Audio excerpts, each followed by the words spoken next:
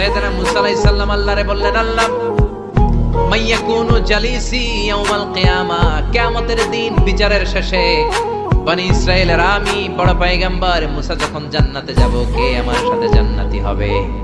আল্লাহ বললেন, সাহিবুকা ফিল জান্নাতি জাজ্জার, তোমার সাথে জান্নাতে ঢুকবে বনি ইসরাইলের একজন কসাই। কে? কসাই। সুবহানাল্লাহ কইবেন না? একজন কসাই যাবে। মুসা আলাইহিস সালাম বললেন, কি রে, আমি এত বড় নবী, কোন নবী যাবে না আমার সাথে, কোন ওলি যাবে না, কোন হাফেজে কোরআন যাবে না, কোন আলেম যাবে না, কসাই যাবে কেন? আল্লাহ বললেন, দেখে আসো কেন যাবে কসাই।